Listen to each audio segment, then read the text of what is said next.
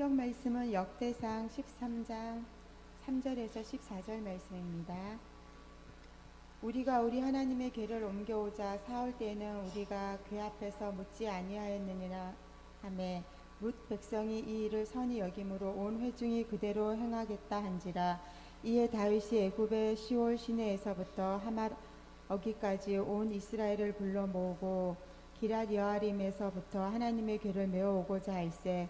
다윗이 온 이스라엘을 거느리고 바알라 곧 유다에 속한 기럇 여아림에 올라가서 여호와 하나님의 궤를 메어오려 하니 이는 여호와께서 두 그룹 사이에 계심으로 그 이름으로 일컫는 궤라. 하나님의 궤를 새 수레에 싣고 아비나답의 집에서 나오는데 우사와 아히오는 수레를 몰며 다윗과 이스라엘 온 무리는 하나님 앞에서 힘을 다하여 뛰놀며 노래하며 수금과 비파와 소고와 재금과 나팔로 조악하니라. 기돈의 타작 마당에 이르러서는 소들이 뛰므로 우사가 손을 펴서 궤를 붙들었더니 우사가 손을 펴서 궤를 붙듦을 인하여 여호와께서 진노하사 치심에 우사가 거기 하나님 앞에서 죽으니라. 여호와께서 우사를 충돌하심으로 다윗이 분하여 그곳을 베레스 우사라 칭하니 그 이름이 오늘날까지 이르니라. 그날에 다윗이 하나님을 두려워하여 가로되 내가 어찌 하나님의 궤를 내 곳으로 오게 하리요 하고 궤를 옮겨 다윗성 자기에게 메어드리지 못하고 치우쳐 가드 사람 오벳에돔의 집으로 메어가니라. 하나님의 궤가 오벳에돔의 집에서 그 권속과 함께 석 달을 있으니라. 여호와께서 오벳에돔의 집과 그 모든 소유에 복을 내리셨더라. 아멘. 아멘.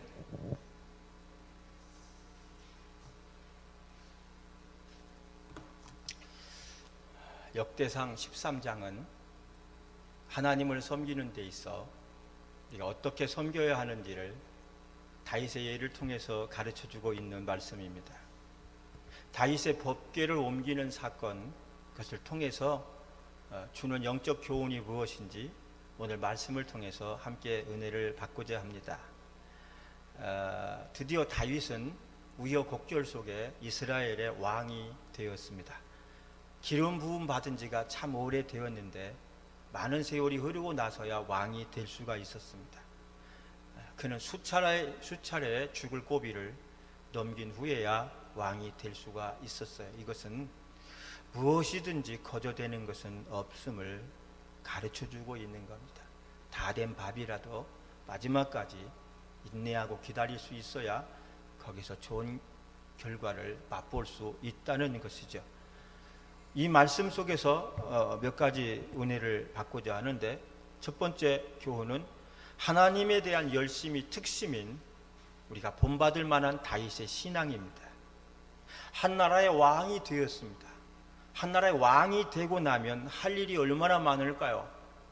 정치도 중요하고 경제도 중요하고 사회도 중요하고 나라를 튼튼히 하는 국방도 중요할 것이고 그 외에도 외교와 안보를 챙겨야 될 일이 한두 가지가 아닐 것입니다.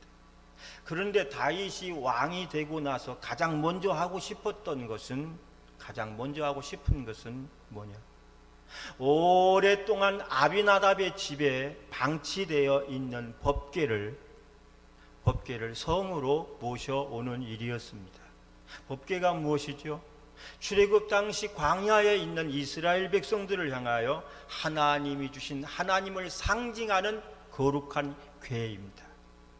근데 이 법궤를 블레셋 사람들에게 뺏겼다가 하나님의 독종과 재앙을 입은 이들이 두려워서 다시 돌려주었는데, 그것이 70여 년 동안 아비나답이라는 사람의 집에 자리도 잡지 못한 채 방치되어 있었던 겁니다.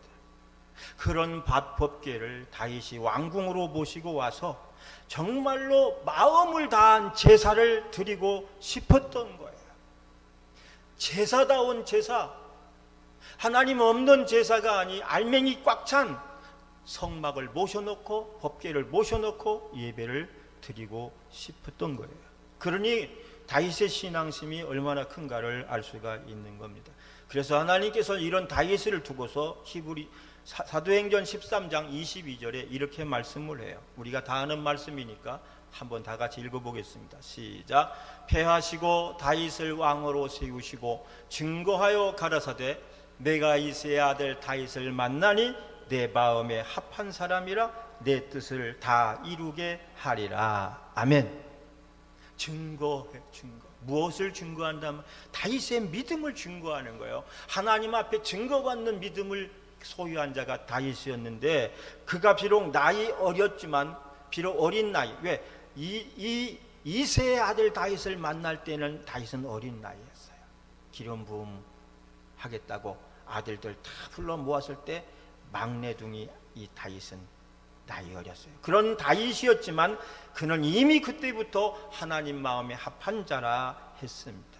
그리고 하나님 마음에 합한 다윗은 그 법궤 앞에서 정말 겸손한 제사를 드리고 싶었습니다. 그러기 위해서 이 법궤를 우선 모시고 오는 일이 가장 시급한 일이었다는 겁니다. 다윗은 왕궁에 거하면서 법궤는 변방에 있다는 사실이 너무나 안타까워 드디어 법궤를 왕궁으로 옮기고자 결정을 하고 실천에 들어갔습니다. 여러분, 다윗이 법궤를 어느 정도 귀하게 여겼느냐 하면 그 법궤를 운반하기에 쏟은 그 정성을 보면 알 수가 있어요. 어떤 정성? 사무엘하 6장 1절로 2절에 보면 다윗이 이스라엘에서 뺀 무리 3만을 모으고 그랬어요. 이 법궤 하나, 우리 강대상보다 조금 큰 정도의 법궤 하나를 옮기는데 3만, 그것도 빼어난 뽑고 뽑은 3만의 사람들을 모으고, 오늘 본문 7절로 8절에 보면 새 수레를 만들고 찬양대를 보내어서 연주하도록 하며 가장 성대한 가운데에서 옮겨오도록 했던 겁니다. 여러분, 이것이 열심히 특심인 다윗의 신앙의 모습이요, 저와 여러분들이 본받아야 될 이 참신앙의 모습인 줄로 믿습니다. 어린 시절부터 왕이 되기까지 변함이 없고, 사람들이요 어린 시절 어려울 때는 잘하는 것 같다가 자기가 어느 정도 위치에 올라가면, 왕의 자리 같은 데 올라가면 싹 입 닦는 사람들이 세상에 얼마나 많아요. 어려울 때는 도와주세요, 또 도와줬더니 입 싹 닦잖아요. 그러나 다윗은 변함없이 주님을 끝까지 믿고 사랑했던 사실입니다. 할렐루야. 두 번째, 말씀에, 이 중요합니다. 말씀에 지식 없는 열심은 슬픈 결과를 초래한다. 말씀에 지식 없는 열심. 그러니까 여러분, 무조건 열심만 내는 것이 좋은 일이 아닌 거예요. 왜냐하면 잘못된 결과를 초래할 수가 있기 때문입니다. 오늘 다윗은 하나님을 누구보다도 사랑했기 때문에 법궤 옮기는 일에 대해서 최선을 다했지만 그만 거기서 커다란 실수를 저지르고 말았습니다. 어떤 실수일까요? 법궤는 하나님을 상징하는 것이므로 인간적으로 함부로 옮기는 것이 아닙니다. 하나님이 세운 식과 법대로 옮겨야 했어요. 근데 그 법과 식을 지키지 않은 겁니다. 그 법과 식이 무엇입니까? 법궤는 어떻게 옮겨야 하죠? 민수기 4장 15절 말씀을 다 같이 보십시다. 민수기 4장 15절. 행진할 때, 시작.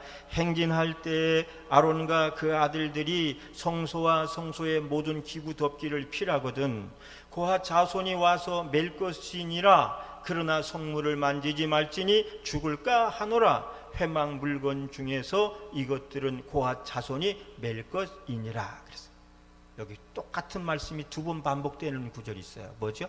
맬 것이니라. 맬 것이니라. 그 성막은 뭐 하라고요? 매라 이거야. 이 법궤가 아무리 힘들지라도 제사장들이 어깨에 매도록 했어요. 편리하자고 수레나 짐승의 등에 태워서는 안 되었습니다. 그런데 이들은 그 법궤를 어깨에 매지 않고 짐승이 끄는 수레로 끌고 왔어요. 이것이 이들의 크나큰 실수입니다. 한마디로 하나님의 법과 식을 어긴 거죠. 그리고 임의로 행한 거예요. 여러분, 우리가 하나님을 믿을 때에도 언제나 일정한 규칙이 있습니다. 그래서 아무렇게나 내 식대로 내 방법대로 믿는 게 아니라 반드시 하나님이 주신 법과 식으로 믿으라는 거예요. 주님 말씀하신 대로 가람 가고 서라는 거예요. 그것이고 하나님을 잘 믿는 것이고 하나님을 하나님으로 대접해 드리는 거예요. 그럼 하나님의 법, 하나님의 식이 무엇이죠? 두말할 거 없지 신구약 성경 말씀입니다. 성경 말씀대로. 그러나 오늘 이들은 자기가 그 일행들은 하나님의 말씀대로가 아니라 자기들 식대로 자기들 법대로 매지 않고 수레에다가 싣고 옮겨갔어요. 그러니 여러분, 하나님이 기뻐하셨을까요? 안 기뻐하셨을까요? 안 기뻐하셨어요. 비록 4절의 사람들은 그 옮기는 일을 선하게 여겼지만 하나님은 기뻐하실 수가 없었어요. 왜? 말씀을 제쳐놓고 자기들 생각대로 옮겼기 때문에 그런 거죠. 여러분, 우리말에 이런 말이 있어요.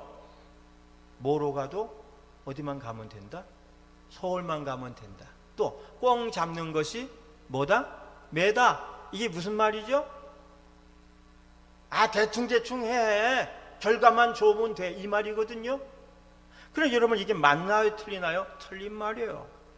이건 뭐냐면 편법을 쓰고 탈법을 저지르고 불법을 해서라도 성공만 하면 된다는 거예요. 불법을 행하면서도 자기 뜻을 이루기만 한다면 된다는 거예요. 그렇다면 오늘 예수 잘 믿으시는 여러분에게 묻습니다. 편법, 탈법을 써서 사업에 성공만 하면 됩니까? 안 됩니까? 안 되죠. 이게 과거 개발 독재에 일어났던 일들이거든요. 그게 오늘 대장동 사건을 만들었어요. 대장동 사건 모르시는 분에게 넘어가도 돼요. 그게 그걸 만든 거예요. 불법, 탈법, 편법을 써서라도 꽁 잡는 게 매. 여러분, 불법으로라도 좋은 대학 들어가면 됩니까? 안 됩니까? 안 되죠. 근데 그걸 하려고 뭐예요? 시험지 훔치기, 가짜 스펙 만들기, 이게 무슨 조국인지 거기서 나온 거 아니겠어요? 조국 모르는 사람 지나가도 됩니다. 이게 뭐예요?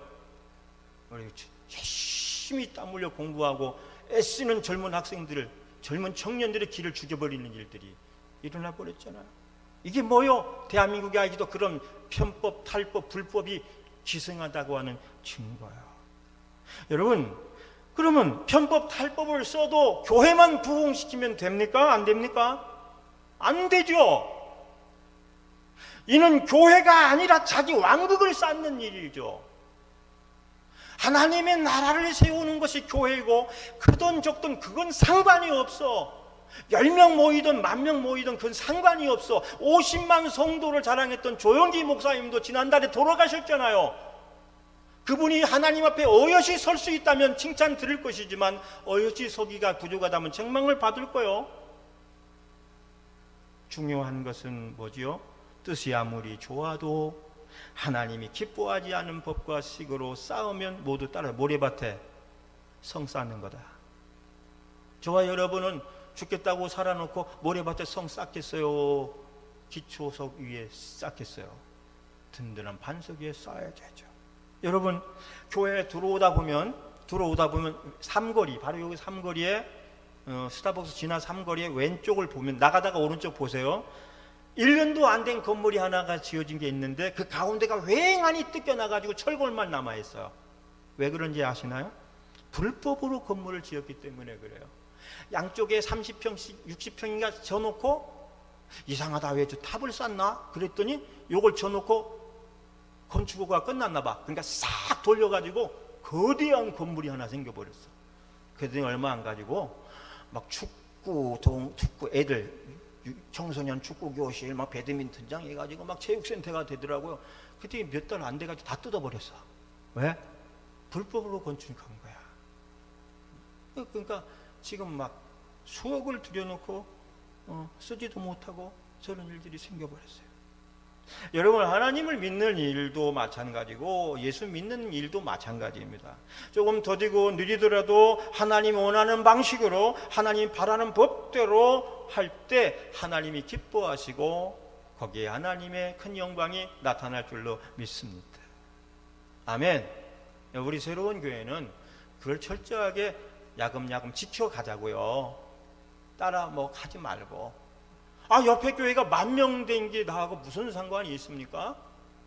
거기는 10,000명을 세울 만한 사람들이 있으니까 10,000명을 세웠고, 우리는 한 20여 명이 모여서 더 좋은 교회를 세워나가라고 주님이 주셨잖아요. 부러워할 것도, 거기를 할 것도 없어요.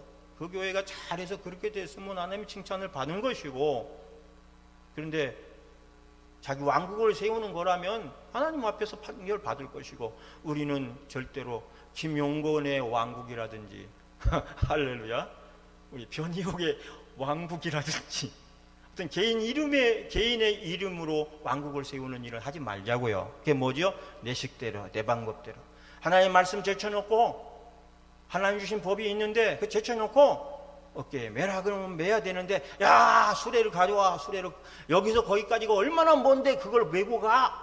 그러니까 수레를 끌고 온 거지. 그러니 여러분, 이렇게 하나님 말씀을 어긴 채 수레를 몰고 오는 이 어리석은 사람들을 볼 때 하나님 마음이 어땠을까요? 편치 않으셨습니다. 누가 나 좀 편케 해줬으면 좋겠다. 지들이 원하는 대로가 아니라 내가 원하는 내 방식대로 나를 좀 모셨으면 좋겠다. 이게 하나님의 심정 아니었을까요? 그런데 바로 그때 그런 하나님의 눈에 띈 사람이 있으니 그게 바로 오벳 에돔이라는 사람이에요.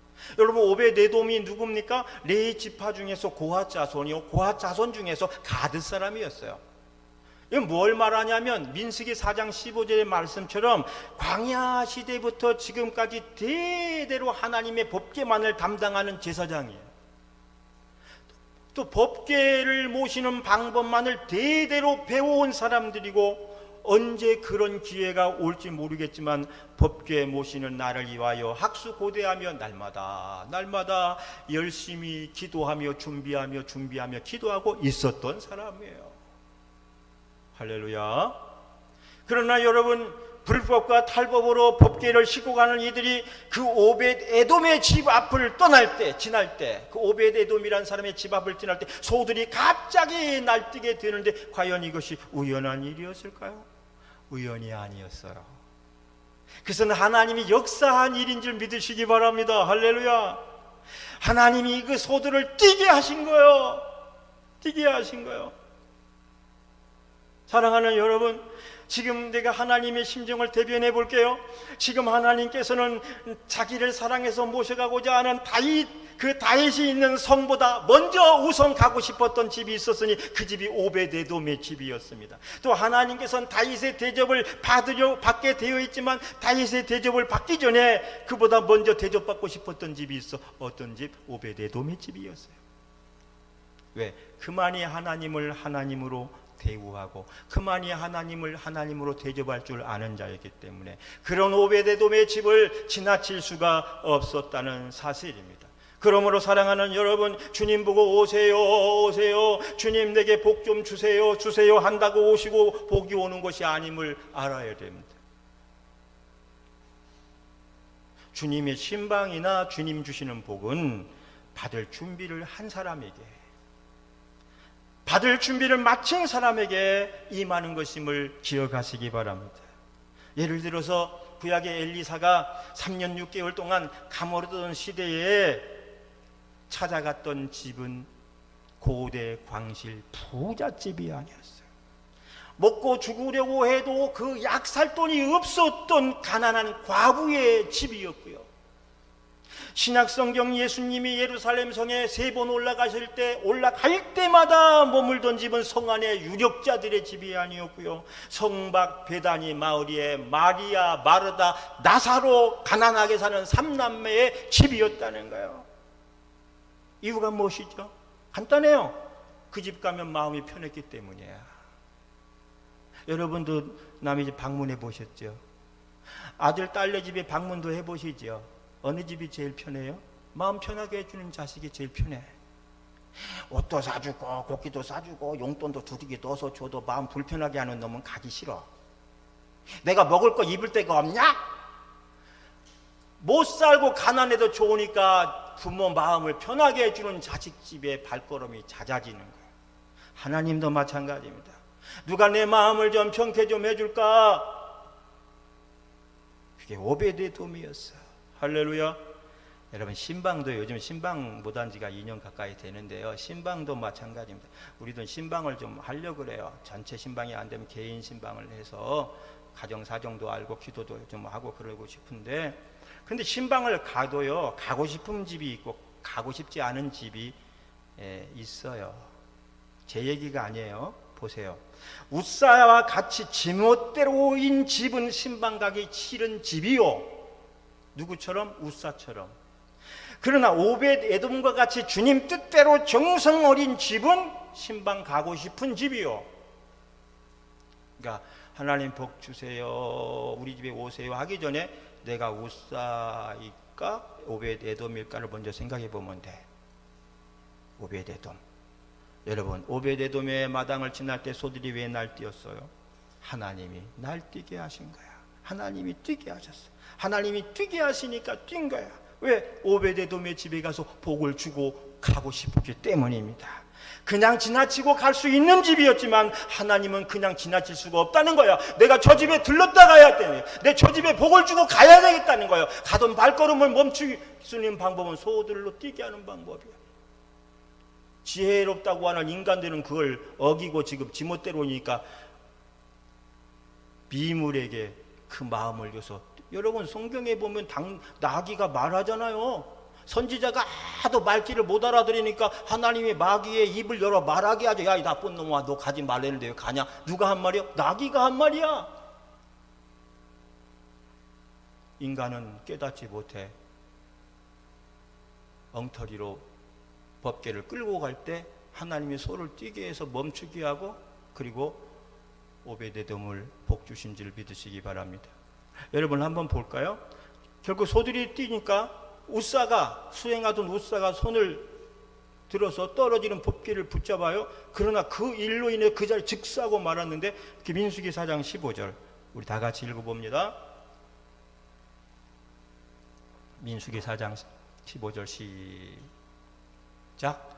행진할 때에 아론과 그 아들들이 성소와 성소의 모든 기구 덮기 그와 자손이 와서 맬 것이니라. 그러나 성물을 만지지 말지니 죽을까 하노라. 회막 물건 중에서 이것들은 다 고아 자손이 뺄 것이니라 그랬어요. 자, 뭐라고 되어 있죠? 왜 우사가 왜 죽었죠? 성물을 만지지 말지니 그랬어. 죽을까 하노라. 이건 죽을까 하노라가 아니라 죽는다는 거예요. 똑같은 말씀이 창세기 3장 3절에 있는데, 동산 중앙에 있는 나무 실과는 하나님의 말씀에 너희는 먹지도 말고 만지지도 말라. 너희가 죽을까 뭐 하노라? 하노라. 그거는 먹지 말라는 거예요. 손대지 말라는 거예요. 그런데 손대고 먹어버리니까 죽음이 찾아왔죠. 죽었어. 거룩한 성궤로 옮기는 장면에서 수행원이 죽어버렸어. 벼랑맞아 죽은 것처럼.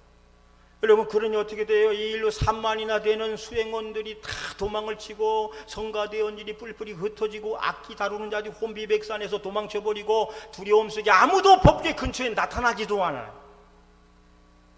여러분, 이것이 말씀의 지식이 없이 행할 때 그 잘못된 열심이 얼마나 큰 슬픔을 낳게 되는지를 보여주는 겁니다. 그러므로 우리가 주의를 할 때에 말씀에 비추지 않고 자기 열심만 가지고 하게 되면 하나님의 영광을 가릴 수 있다는 사실을 꼭 기억해야 할 줄로 믿습니다. 먼저 하나님의 뜻이 무엇인지를 알고, 그리고 기쁨으로 그것을 행해 주의 말씀과 법을 떠나지 말고 주의 일을 할 때 낭패 없는 일을 할 수가 있는 줄로 믿습니다. 그게 세 번째, 하나님은 철저히 말씀으로 준비된 사람, 믿음으로 준비된 사람을 기뻐하신다는 사실이에요. 베레스와 우사이 죽었다는 거죠. 충돌해서 죽었다. 베레스와 우사 사건으로 멈춰선 법궤는 그것으로 묻혀버릴 판이에요. 실패로 끝나는 것 같아. 두려움만 있어. 근데 여기에 반전이 일어납니다. 그래서 레이지파 고핫 자손의 오벳에돔이 출현한 거야. 오벳에돔이 다 도망치고 없는 그 빈 수레를 향하여 걸어가서 정성을 다해서 우선 불법의 상징인 법궤를 수레에서 내렸어요. 그리고 말씀의 가르침대로 정성을 다하여 법궤를 어깨에 메고 자기 집으로 들어가 법궤를 모시게 되었습니다. 그리고 오벳에돔의 집으로 들어간 법궤에서는 더 이상 무서운 일도 사람이 죽는 일도 생기지 않았어요. 사람들은 모두가 숨을 죽여가면서 그것을 보고 있어요. 어떤 일이 벌어질까? 무슨 일이 생길까? 그렇게 지켜보는 중에 3개월의 시간이 흘렀습니다. 그리고 드디어 3개월이 지난 어느 날 법궤가 움직이길 시작합니다. 그리고 이번에는 철저하게 성경적으로 고핫 자손 가드 사람들이 양 어깨에다 법궤를 메고 옮기게 되었어요. 그 자세한 내용이 6장 12절에 나타나요. 다윗이 얼마나 시컵했는지 한번 그 엄청난 일을 겪고 난 다음에 어떻게 법궤를 또 옮기는가 한번 보세요. 사무엘하 6장 12절 호기 시작. 호기 다윗에게 고하여 가로되 여호와께서 하나님의 궤를 인하여 오베데돔의 집과 그 모든 소유의 복을 주셨다 한지라. 다윗이 가서 하나님의 궤를 기쁨으로 메고 오베데돔의 집에서 다윗성으로 올라갈새 여호와의 궤를 맨 사람들이 몇 걸음을 행하고 6걸음을 행하고 거기다가 놓고 다윗이 살찐 소와 살찐 것을 제사를 드리고 여호와 앞에서 힘을 다하여 춤을 추는데 베옷을 입었다. 6걸음을 옮기고 제사를. 그 옛날에 우리 함진아비 같아. 6걸음 옮기고 10,000원짜리 몇 장 넣으면 또 옮기고 그만큼 정성을 쏟고 이번에는 실수하지 아니하리라. 그리고 옮기게 됐어요. 할렐루야. 그리고 다윗성으로 들어갑니다. 그리고 한편 오벳에돔에 임한 그 일로 오벳에돔의 집에 임한 하나님이 축복이 무엇일까요? 오늘 본문의 12절 말씀을 보십시오. 우리가 읽었던 그만 궤를 인하여 오벳에돔의 집과 그 모든 소유의 복을 주셨다. 아멘. 그 법궤로 인하여 오벳에돔이 복을 받았는데 어떻게? 그 집과 모든 소유가 다 복을 받았으니 양이나 소나 가축은 물론이요 밭같을 모든 작물도 물론이거니와 더 나아가서 그 자녀들까지 다 복을 받아 누리게 되었다고 하는 거예요. 오벳에돔 혼자만이 아니라 온 집안 식구들 권속이 다 함께 주신 복을 받았으니 이는 이미 그 가정 전체가 하나님을 섬기고 있었다는 것을 기억하시기 바랍니다. 여기서 우리가 가정을 인과기도 하나님께로 다 인도해야 될 책임감이 느껴지는 거예요. 그래서 나 혼자 복을 받는 게 아니라 내 가정 사랑하는 식구들이 다 복을 받는 거야. 다 구원을 받는 거야. 다 하나님의 자녀로 살아가는 거야. 여기에 대한 사명감이 남아있는 분들은 죽는 날까지 기도하면서 이 가족 구원에 힘을 써야 할 줄로 믿습니다. 사도행전 16장에 주 예수를 믿으라. 그리하면 너와 네 가정이 다 구원을 얻으리라.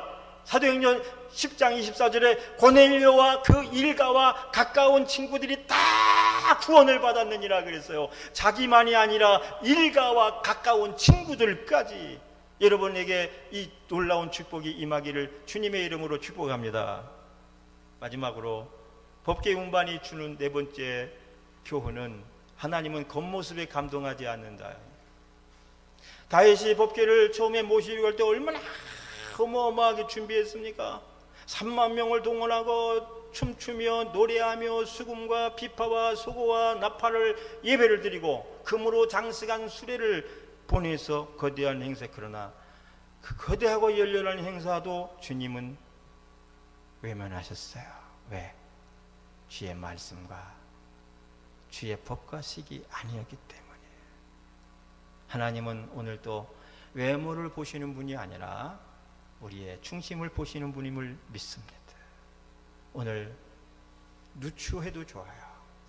여러분의 중심이 주님 앞에 바로 있을 때 주님이 기뻐하시는 거예요. 그러므로 우리는 무엇을 하든지 하나님께 내 삶에 초점을 맞추고 살아가면 무슨 일을 할 때도 내게 초점이 아니고 주님에게 초점. 박수나 영광도 내가 받는 게 아니고 주님에게 돌려드리는. 우리가 살다 보면 때론 사람들은 박수 받을 때가 있어요. 뭐 쳐주는 박수는 어쩔 수가 없으니까 그렇게 받거든 그 박수를 도로 여러분 하나님께 올려드리시기 바랍니다. 사람들이 나를 칭찬하고 내게 영광을 돌릴 때 오는 거 내가 막을 수는 없지만 받거든 하나님께 올려드리고 영광을 하나님께 돌리는 것이 하나님께 초점을 맞추고 사는 복된 삶인 줄로 믿습니다. 오늘 은혜 받으셨죠? 야, 오늘 말씀의 제목이 뭐예요? 근데 몰라. 괜찮아. 여러분 잊어버려도 괜찮아. 그러나 하나님 주신 여기 머릿속에는 다 기억이 되어 있다는 사실을 기억하시고 천국 가면 다 생각날 거야. 할렐루야. 우리가 나이가 들어가면서 흐릿해질지라도 괜찮아. 나의 영혼은 열심히 하나님의 말씀의 양식을 섭취하고 있고, 그 양식이 나로 하여금 나의 정신을 올바르게 해서 세상 길로 가지 않고 주의 길 가게 하고 하나님의 영광된 삶을 살아가도록 인도하는 줄로 믿습니다. 따라합시다. 오베데돔과 법궤. 오베데돔과 법궤.